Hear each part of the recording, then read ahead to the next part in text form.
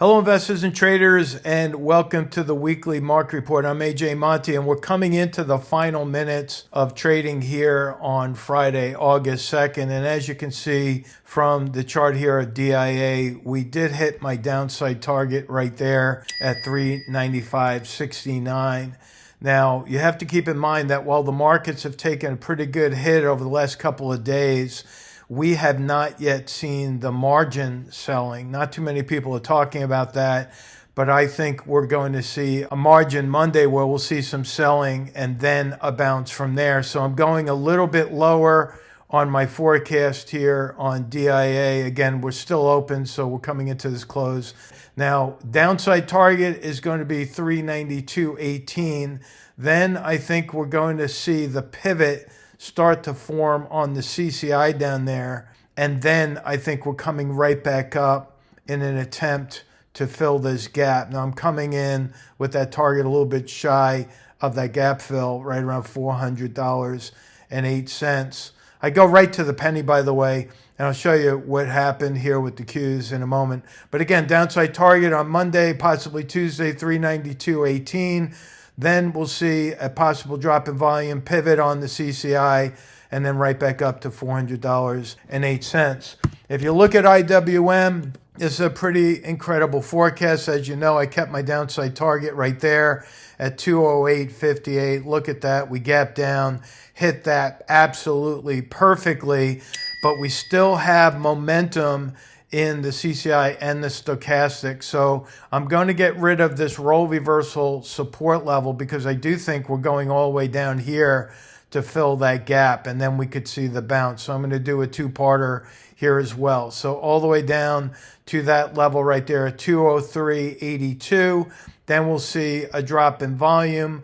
We'll see the pivot on the CCI, and then we'll see an attempt to bounce off of that gap fill support level. Remember, 80% of the time gaps fill, but then after this gap fills, 80% of the time, as with other gaps, you'll see that turn into support and then it'll start to move up. Again, that's my forecast. Keep an eye on that. By the way, you're not going to get any kind of a forecast like that from anyone in the world. This is more or less a 4 to 5 part forecast that we're doing here because I also believe the stochastic will eventually pivot up. So that's IWM. Looking at the Qs, this is what I'm getting at here. I had an upside target on the Qs at 476.39. Yesterday, we got to 475. But guess what? Our algorithm does not give me any credit for that. I mark these targets to the penny. If it doesn't hit to the penny, then the algorithm doesn't pick that up as a target hit. By the way, over 80% of my targets hit. That is documented. We are able to verify that. If you're interested in learning more, go to StickyTrades, sign up for your free 15-day membership, and you could check the rapid fire results page where our computer will show you how many times I've analyzed individual stocks and how many times we've hit the target. Now with the Qs, I have downside volume increasing. We've hit this downside target down here. So I'm going to do a two-parter with the Qs. It's not going to be a big sell-off on Monday, but I do think we're going a little bit lower. And then I think we're coming right back up to fill this gap. So the downside target on the Qs is 441.80 and then right back up to 458.49. Again, that's a two-part price forecast. I think that will hit that, and we'll have to see next week. I'm going to be making a big announcement here at the very end, so stay tuned. Next one is SPY. As you can see, another close call to the target right there, 527.07. Today's low was 528.60. So we're just under $1.60 from hitting that target. I think we will hit that next week, and then I think we'll go and bounce. So I'm going to keep this target all the way in place. I'll put a horizontal line in for that later, and then I think we're going to rally back up to 536.84 after the margin selling is complete. Now let's take a look at the VIX. Very, very interesting. Look at that, folks. We had a massive move on the VIX early this morning, but we have that shadow right there. I think the VIX could come in a little bit higher. You look at the top of this green candle, I think the VIX could come in a little bit higher, but then I think we're dropping right back down to fill the gap. Remember that target I had way back at 41.88? That's still in there, folks. I think after we pull back and fill these gaps, we are going up on the VIX, which means I think we could go way down in the general markets. I'll give you my targets here, again, like I said, at the end. So that's the VIX. I'm going to throw a couple of things out here for you. SLV, it hit my downside target, but last night with our equity traders, I extended that downside target to 25.44. So stay tuned for that. My buy area on SLV is going to be right around $23. So I'll let you know when I'm getting in. All you have to do is follow me on X, and I put those targets out in a very public way. In fact, before I buy, I give everyone on X a chance to buy ahead of me, and I give them about 5 minutes, sometimes 10 minutes head start before I go do my trades. So I do not use the audience or my influence to push the markets and trade off of that momentum. I give you the chance to do that first. The other one is Bitcoin on X. I have my target already documented at the top of the page. I have that pinned. Look what's happening with Bitcoin. We close below that moving average, that 20-period moving average. So my downside target on Bitcoin is still in place at 60,500. Keep your eye on that, because once that gap fills, we could see a little bit of a bounce. And longer term, I'm very bullish on Bitcoin. And I'm not trading it right now. I do trade the Bitcoin-related stocks like Mara, BITO, Coinbase, Ethereum. I do trade those. But you can, again, follow my Bitcoin forecast, and then you could make the call on some of those other stocks. We're coming into the final seconds here. Pretty amazing day. The Dow is down over 600 points. And there we go. There's the closing bell on this Friday, August 2nd. Let's get into the big news. First and foremost, you'll have to understand that I use a 5-point trading checklist when forecasting stocks. I make that available to all of our members. This is free to you as well. Just sign up for your free 15-day membership. You could download that. Or I give you permission to do a screenshot if you like. Make a copy of this, keep it next to your computer, and use it with your own trading. Now, earlier in the week, the big news is out. We surpassed $35 trillion in our debt. Folks, this is unbelievable. It's hard to even get your head around this one, but Congress did a good job and put a report out. Look at some of the highlights. Children that are just being born today and this week have strapped to them on their shoulders $483,889 of debt. That is future taxes coming their way. Folks, that is such a shame. Our children, our grandchildren, our great-grandchildren are going to be paying for this debt. But we are also paying for this with $6.4 billion in new debt per day. They have to understand, as interest rates remain high, this cost of financing or servicing the debt remains high. Even if the Fed lowers their rates by 25 basis points, we're still going to be over $6 billion a day in financing that debt. So it's not going away anytime soon. In fact, I believe it's going to contribute to a massive crash in the markets. And this is what I'm talking about. This came to us through Twitter, through the great Martise. And I want to show you something. This is a mirror image of what we saw in the great financial crisis and the crash of 2008. This is a footprint that is exactly what we are seeing. Now, for weeks now, I've been talking about ABCD patterns, right, folks? ABCD, ABCD on the way up and on the way down. We are now just beginning pivot point A in this market top. All right, I can't hold it in anymore. I'm officially calling a market top. Go back to YouTube and research this. In November of 2021, I called the top. Prior to that, in March of 2020, I called the bottom.